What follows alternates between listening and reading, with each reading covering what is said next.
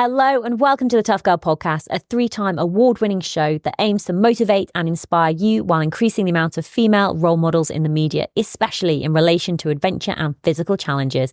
I'm your host, Sarah Williams. If you're passionate about adventure, challenge and learning from women who have overcome obstacles and achieved remarkable things, then this is the podcast for you. Every Tuesday at 7 a.m, new episodes go live featuring incredible women who share their stories, insights and tips to help you achieve your dreams and goals. You can support the Tough Girl mission by signing up as a patron. Visit Patreon, patreon.com/Tough Girl Podcast. Keep listening until the very end as I share more information about what's going on with me with Tough Girl Challenges, give shout outs and recommend other Tough Girl Podcast episodes.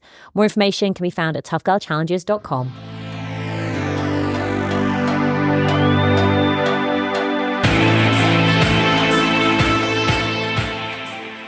Hi, I'm Gina Atkinson and I am currently based up on the Wirral, and I am a fundraiser for many veterans charities and also a bit of an adventurer. So I like to tie my fundraising in with crazy adventures, whether that's running across Britain or cycling on an indoor bike on a Christmas day. Yeah, so I'm pretty much always busy doing something to try and raise money, raise the profile of the charities that I fundraise for. Fantastic. And we're going to be talking about some of these crazy adventures and challenges that you've taken on to raise funds for amazing charities. And we'll also mention the charities as well a little bit later on. But Gina, tell us more about your early years, growing up. Were you adventurous? Were you outdoorsy? What did that look like? As I said, I grew up on the Wirral, and the Wirral's as you probably know, the Wirral's an amazing little location. So it's in the middle of peninsula, next to Liverpool and next to Wales. So most of my early years were always trundling off to Wales to either go hill walking with the D.V. with school, or I was quite a good skier, and I used to ski for England. So we used to go off and hit the plastic slopes over in North Wales. And that led to just being adventurous. And then I joined the Army Cadets and was always away rolling around in the mud. So that's really my early years where I sort of found my adventure, was having Wales as my back door, really. So you joined the Army Cadets, and then did you always know that you'd actually want to join the Army afterwards? Was that sort of part of your plan? Did your family have like a military background or anything?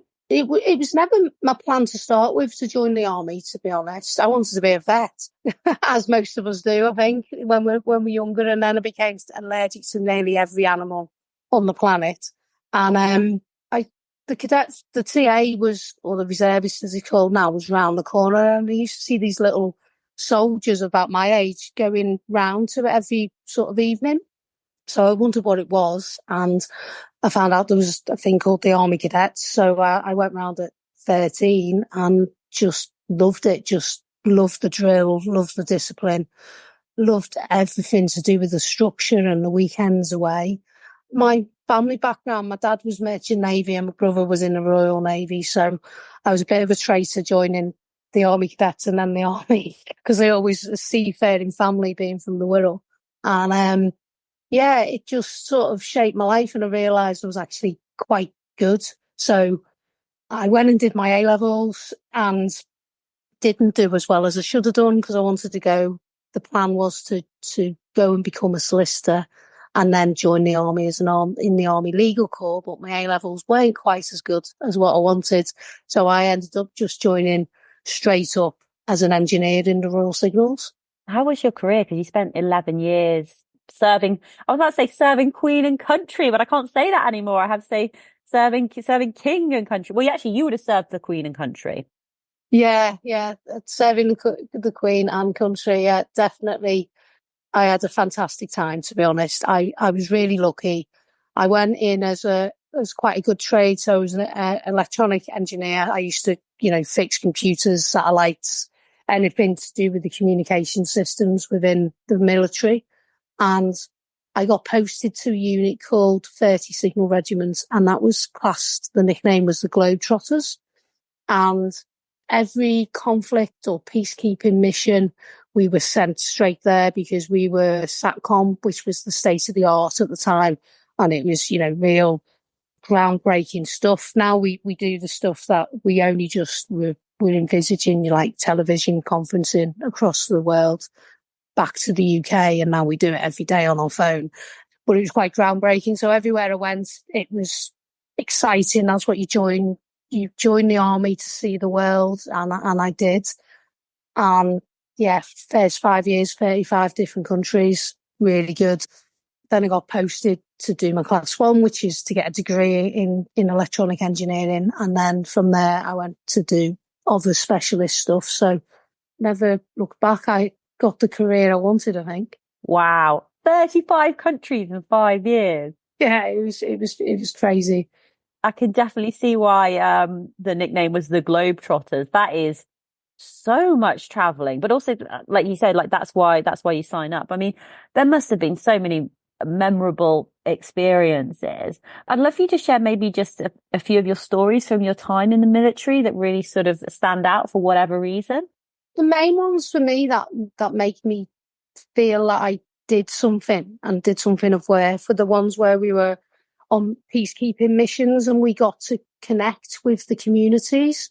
So you can be quite dislocated from what's going on within the signals because you're back doing the communications and sometimes you don't see the impact that you're doing. But because we were sort of first on the ground, we were always quite close to the community. So I got to do some amazing I was always volunteering if there was extra stuff to do. So, for example, in Bosnia, I used to go and volunteer at the orphanage, which would just sort of be a case of going and playing with the children and giving them trying to make them smile for half an hour.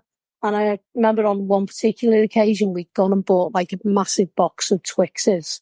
And we got there and the kids all jumping around and, chocolate was quite an unusual thing to get for them in that stage of the operation. And we had the kids were all coming up, grabbing the chocolate bars. And then the next thing I heard, miss. And I turned around and there was this little lad, probably about 8, and his face was just covered in chocolate.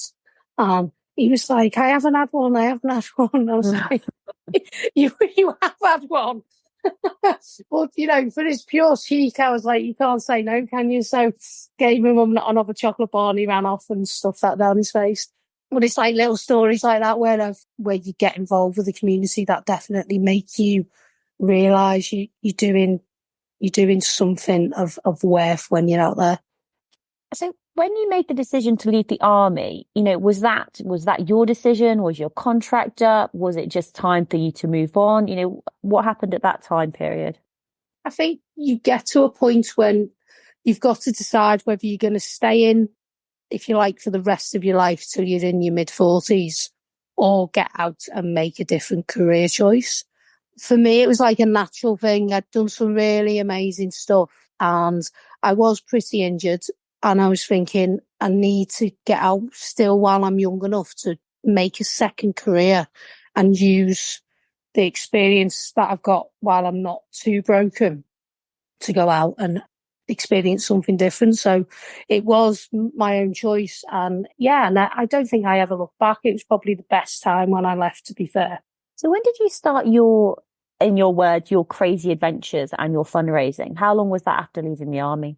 I literally straight away. I got out and I went straight off to Australia on my own, and that was strange because I'd been institutionalized. I'd been to amazing places and been into some scary situations, but you always had that support network around you. You always had backup or someone there to be with, but when I got out, it was strange. I went over to Australia and I didn't have to answer to anyone.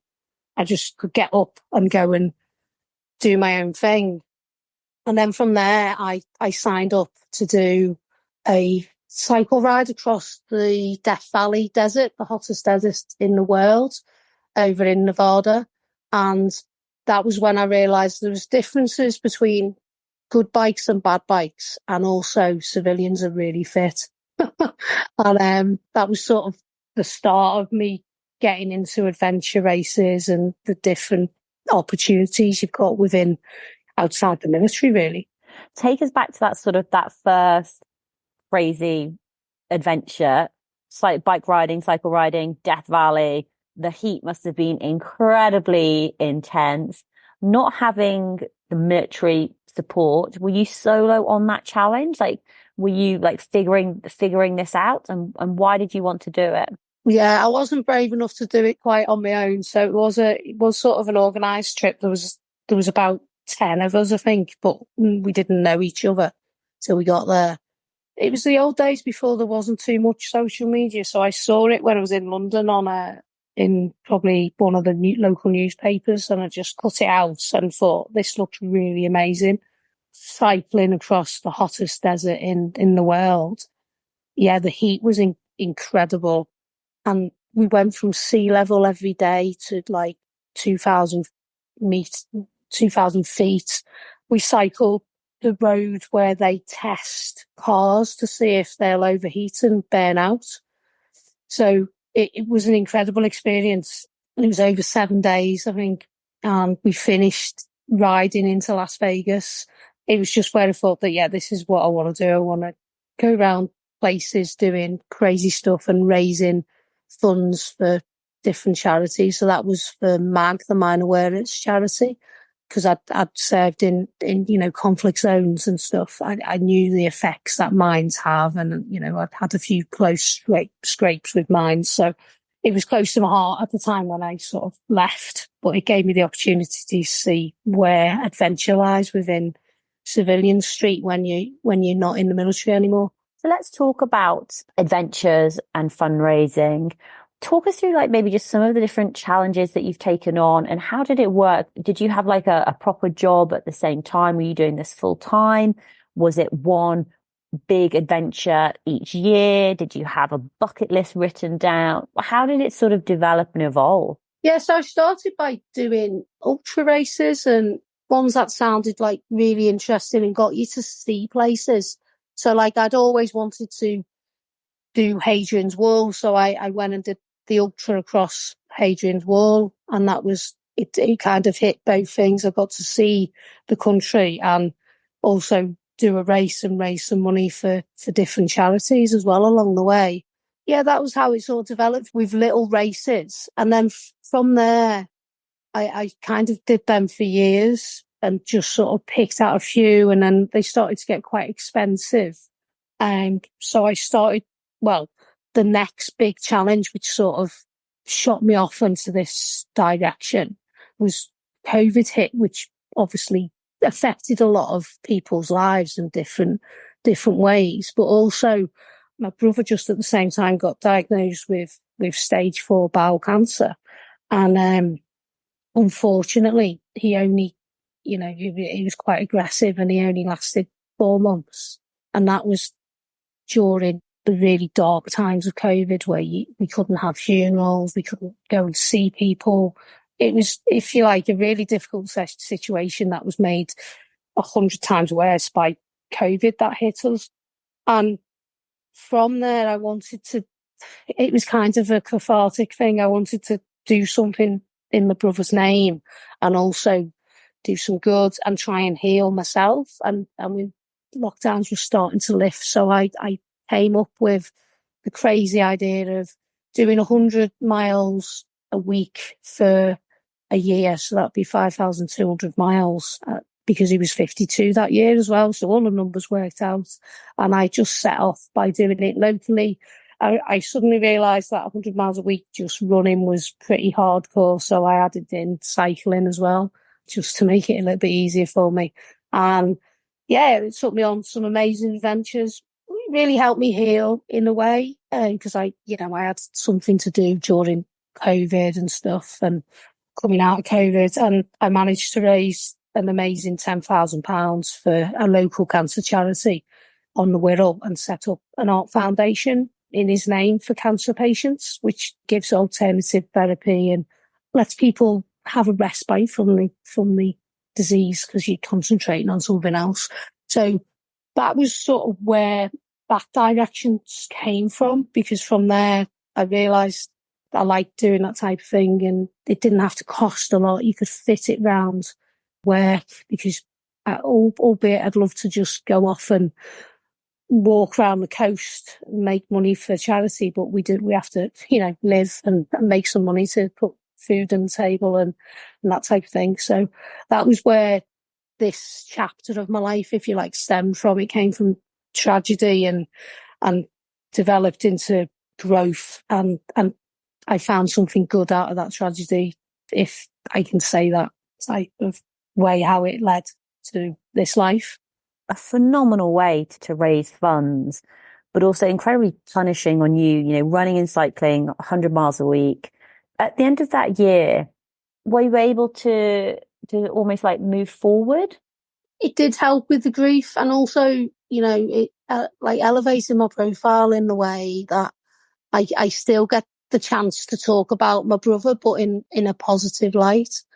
It just gave me focus, because anyone who's been through grief or any post-traumatic sort of trauma, you get in a very dark place, and sometimes you need a distraction to take you out of that pit of darkness. And I think for me, that's how I've always coped with stress and trauma, is by fitness and adventure, and and being surrounded by nature as well seems to be where I can dig myself out of that hole, if you like. That would have given you such a purpose, a reason to get out of bed, to get out of the house, to move your body, to get active every single week, 100 miles, getting out there and doing it. At the end of the challenge, had you already decided on what you were going to do next? Or did you almost feel a little bit, not lost, but like, did you suffer from adventure or challenge blues, where it's like, well, I've done this now. I've finished what I set out to do. I've completed my goal. I've raised a huge amount of money. You've set up an art foundation in your brother's name, which is absolutely amazing. For cancer patients, you're bringing them joy. Did you know what was going to be the next steps? I don't think I did. It's just things, and I always do get post-traumatic blues from finishing an adventure.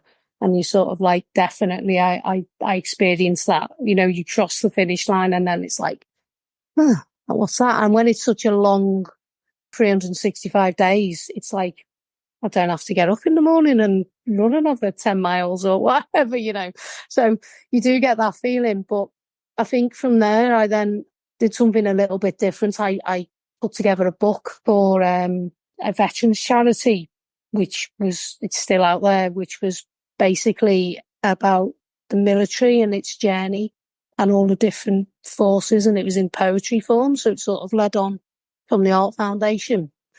And the pure reason for that was I thought I couldn't keep asking people to, sponsor me to do crazy stuff that year. So I went in a different route, and to be honest, writing a poetry book and getting other people to write poems and draw things, have it illustrated, that was probably harder than, climbing Everest.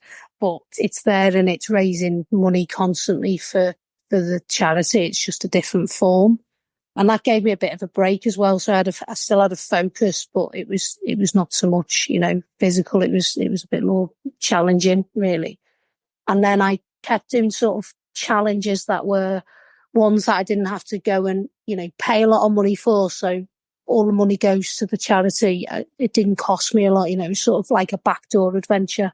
I could just go out and say, I'm going to cycle 50 Ks a day for 30 days and just do it in my local area or wherever I am. So it did give me focus and sent me off to think of more crazy stuff to do to raise profiles of the charities that I like to help. Do you want to share a little bit more about the charities that you do like to help? The main ones are veterans charities. So I've become an ambassador of a few charities as well. So the main one that I tend to fundraise for a lot is SAFA, the Armed Forces charity.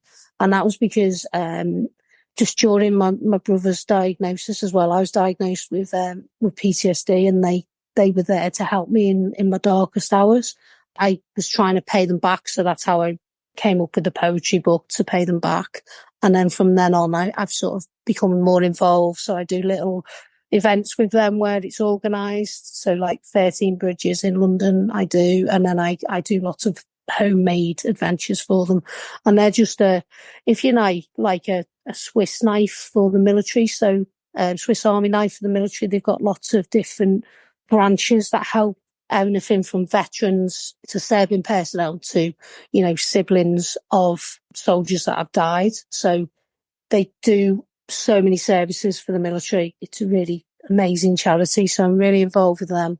The other one is Woody's Lodge, which is again a veterans and emergency services charity, but is a lot smaller and is mainly based in Wales, but we're just stepping across over to the Wirral and Merseyside, and they have hubs, so they provide services for veterans who need to access services and don't know what's available for them. And they also provide support and different sort of events. So they're a really nice, smaller charity that I like to work with because I get to go and meet the veterans. And I had an amazing experience. I was down in Barry in Wales, and I was sat there, and the chap next to me, I think he was 97 from the Second World War, and he was actually from the Wirral, from Rockferry.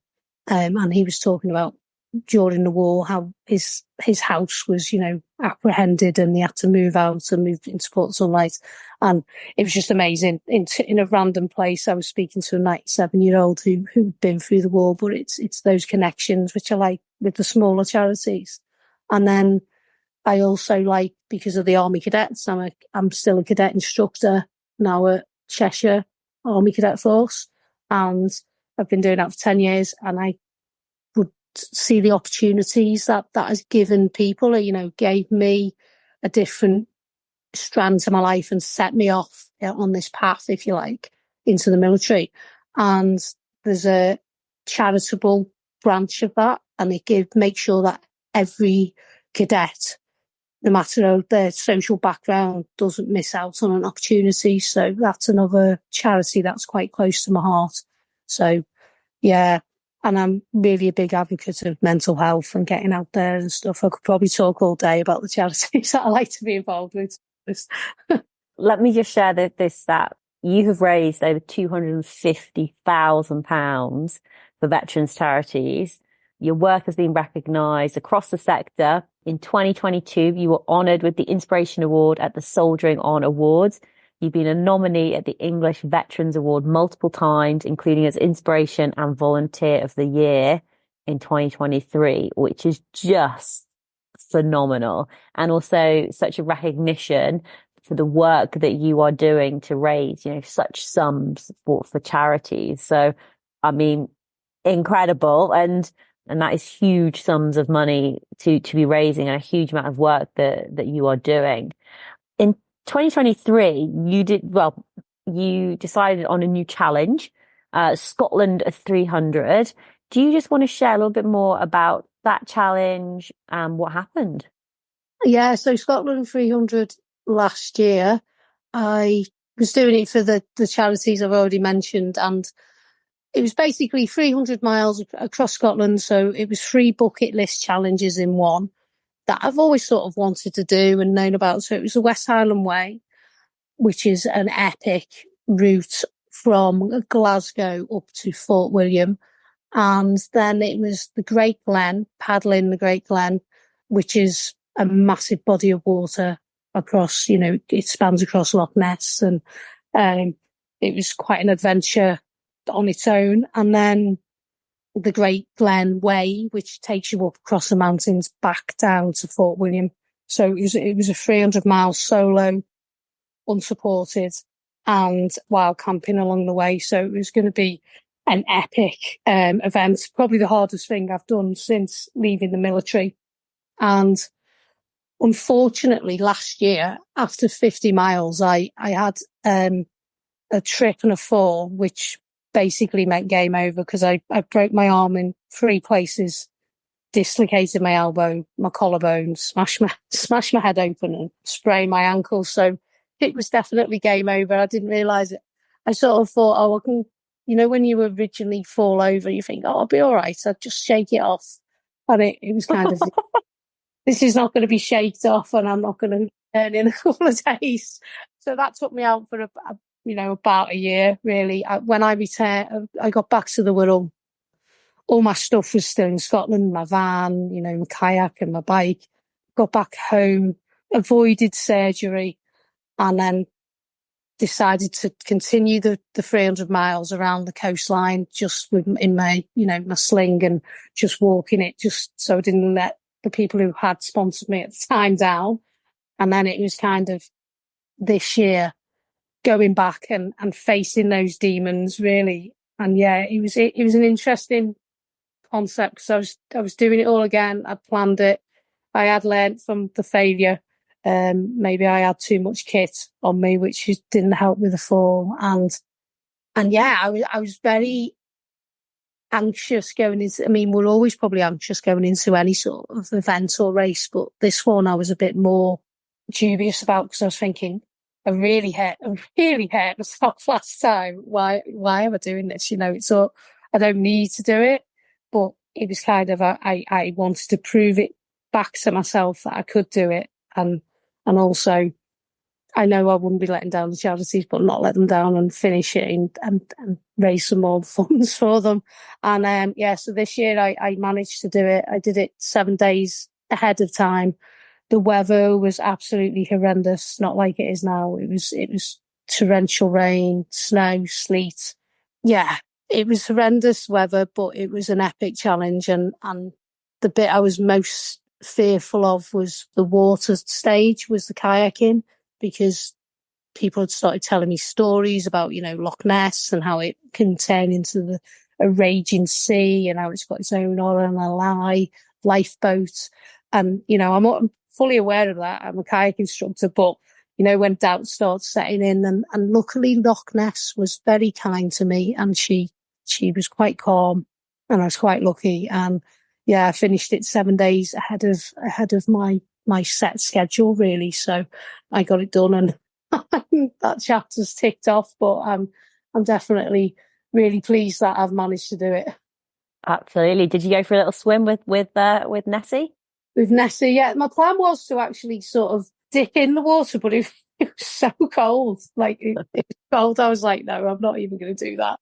So, not today. I'll put my hand in or my toe in. Yeah, that's I put my feet in. I was about it.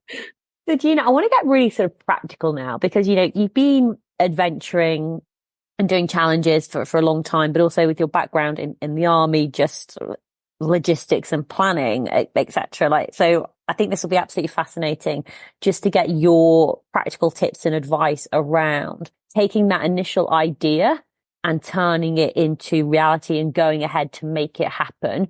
What are the steps? What are the processes that you follow? From having that idea to getting to the start line.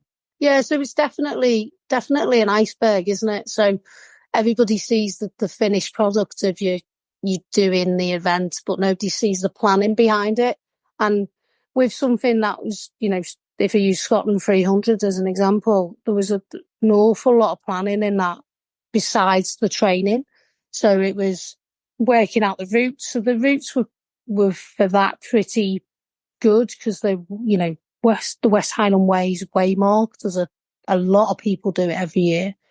I was doing it at the start of the season, so sometimes there's bits closed off and the weather and stuff. So it was mainly working out your route, working out, I think, the route and sticking to the plan, even if when you're actually doing the event, you're ahead of schedule or you feel better, because you've got to think of when you are planning it, you're planning it for a reason. So, you've on the multi-day events, you've got a lot of days which are going to impact on your fatigue and that type of thing. And then the next sort of, after you've planned your route and the logistics, and because I was wild camping, I didn't have to book anything. I was just sort of estimating where I might stop, really. YouTube is an amazing resource now because you can see other people have done it. So you will almost feel like you've done it before you've got there. So you probably spoke to top athletes and they rehearse the routes, they rehearse their runs, they rehearse their dancing or whatever discipline they are in their heads beforehand. So it creates a mindset that they're going to finish it and they're going to do this well. So that's another big thing for me.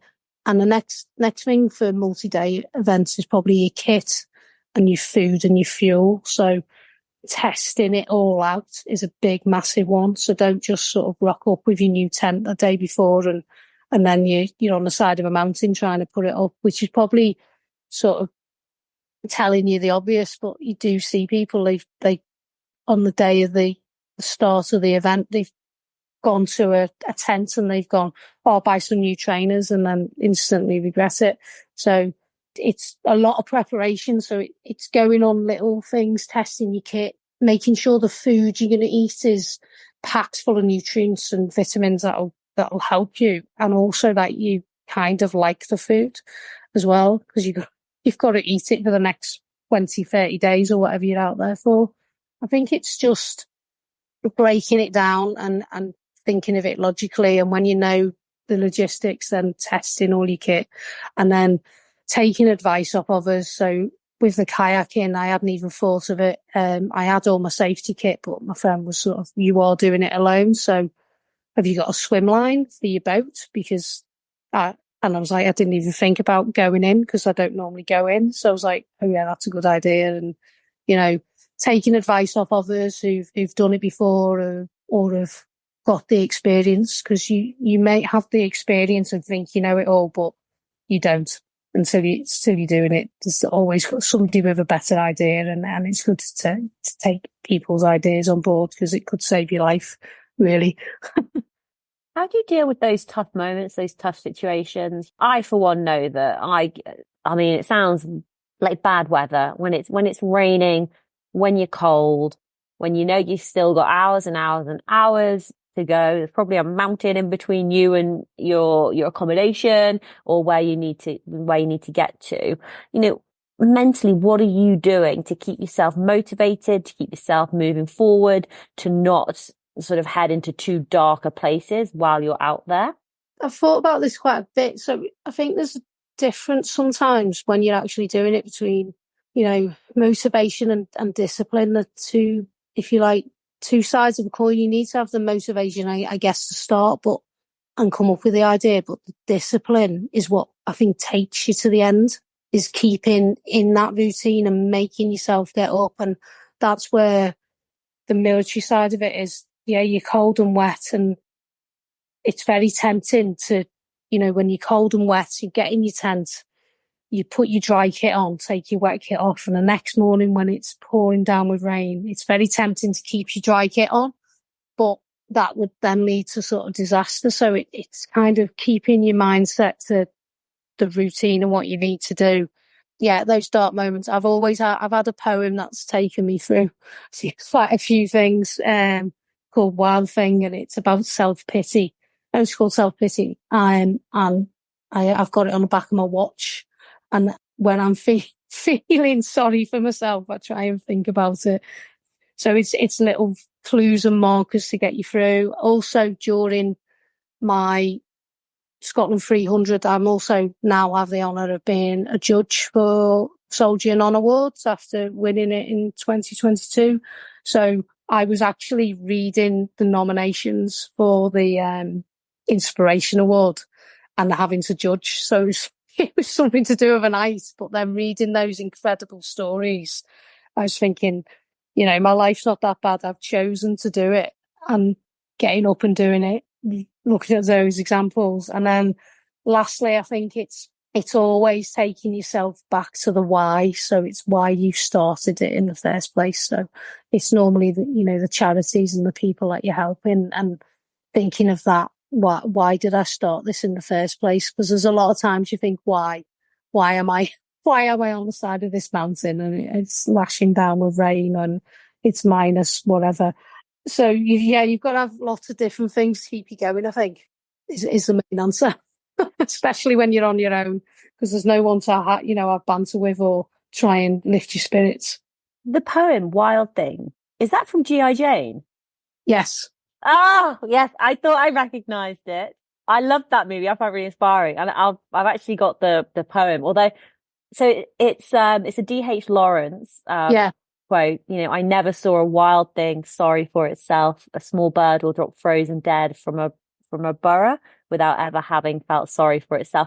But I'm sure he says in the movie, ever having felt sorry for herself. Oh yeah, he might change it. Or is it, yeah, we'll all have to go and watch G.I. Jane.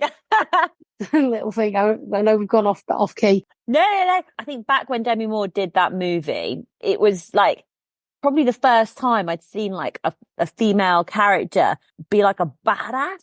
And Yeah. so there's that movie I found inspiring and absolutely loved. And then the second movie, which I also found massively inspiring, was like Legally Blonde. That film as well.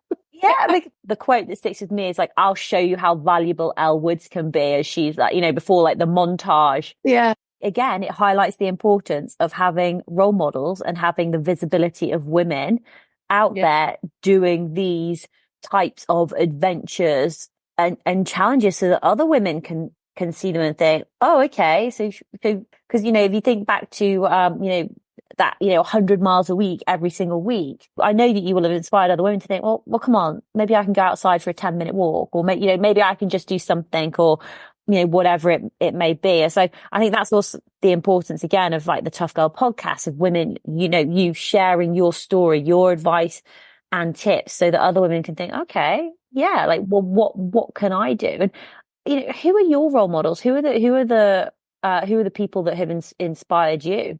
Well, apart from G.I. Jane. Yeah.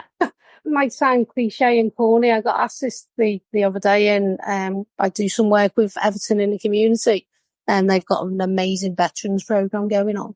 And that question was posed. And I think one of the strongest women that I've ever known throughout my life was the Queen, because, I know she's born into privilege, but if you look back into her, earlier years, she was in the military. She was a mechanic. She drove during the war.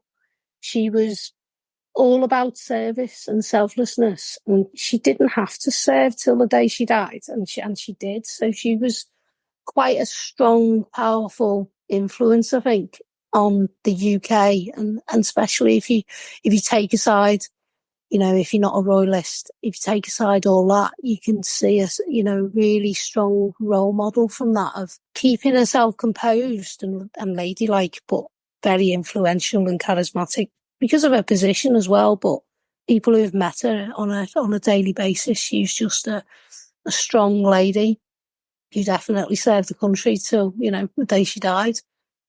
But on a normal level, the everyday people that you see around, I think a lot of my family members inspire me sort of every day, because they're out there struggling against cost of living crisis. In my family, I've got a nurse, female. She's partner to my nephew, a police officer who's she's got an autistic child, and she's looking after her and their other two kids, and then going out and protecting the local community as a police officer. And I think it's examples like that they don't see themselves as extraordinary, but because they go out and do that job every day selflessly, they get paid for it, but not as much as they should do. It's normal people that can inspire you as well, I think. Getting out there, still being mothers, and also being strong role models. What's your next challenge? Have you got any future challenges coming up for this year?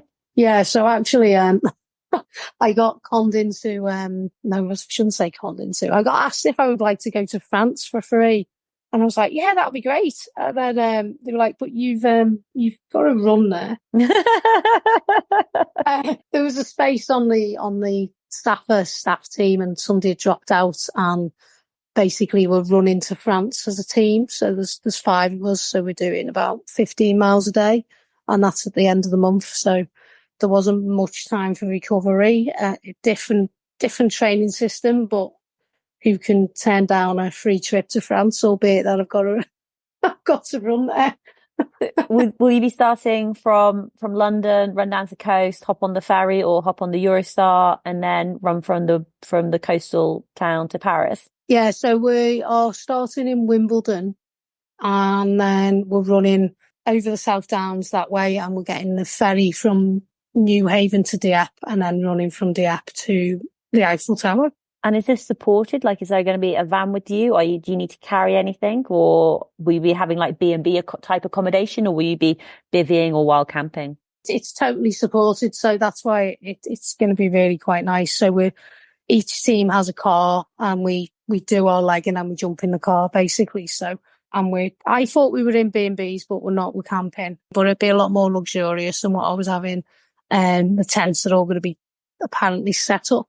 So yeah, so it's quite luxurious, and at the end we've got a hotel. So yeah, so it's a different challenge. I don't do a lot of team challenges, but it's nice to be involved in a team because there's a lot less pressure and there's more camaraderie and the support's there. So I don't really have to think about anything. I just need to put my trainers on and run. So just clarify. So it's like a relay. So so you run like a mile, then tag somebody, then they run a mile. Is that how it works? Yeah, it's about 15 miles each day we're doing each. So you do the 15-mile leg and then the next person takes over. Oh, right. Okay. So you run 15 miles, tag the next person. They do 15 miles. Yeah. Oh, wow. Okay. It's different, and it's a nice little challenge. I didn't expect to be doing it. I just sort of got a phone call saying, do you fancy doing this? And it's quite hard for me to say no, especially when it's something that suits my, it's for the charity that I fundraise for, and there's no pressure to fundraising either. So that's even better, really. How do you maintain your fitness normally? Like, are you working with a coach? Do you have like your own plan? What does that look like? It's probably should be a bit more organised.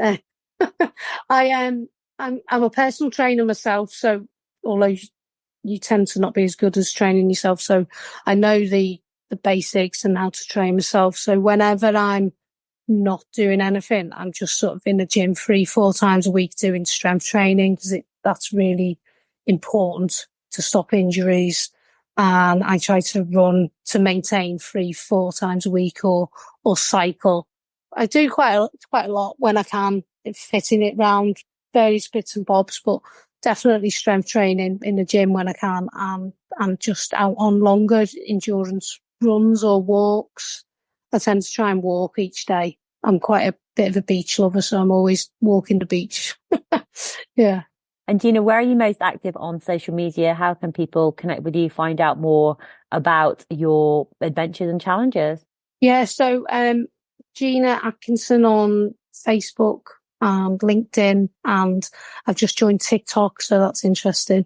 And then Military Memos on Twitter, but hopefully I'll be changing that soon to Gina Atkinson as well. So perfect. I'll make sure I put all the links to your social media in the show notes.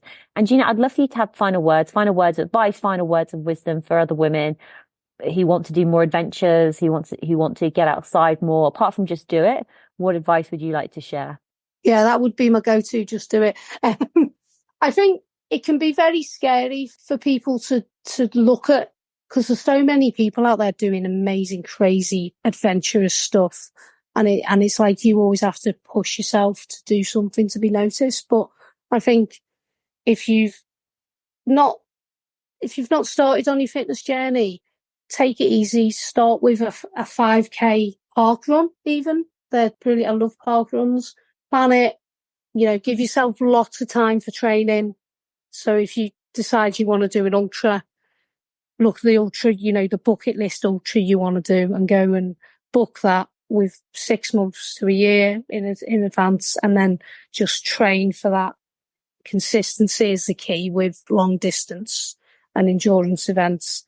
And the main thing is try and enjoy it and remember why you're doing it. Even if you're not doing it for a charity, you're doing it for an experience. So when you're there, when you're starting to feel stressed with yourself, if you're on the race or, training, just stop for a second and think, I need to relax and I need to try and enjoy the experience, because life is too short to be doing something you don't want to do. Absolutely. Life is too short to be doing something you don't want to do. Gina, thank you for being such an incredible inspiration. Best of luck with your run to France, and I can't wait to follow along with future adventures and challenges. Yes, thank you so much for inviting me. It's been a pleasure to chat, and I love the Tough Girl podcast, so it's a bit of a privilege to be on sharing my experiences, really. So thank you.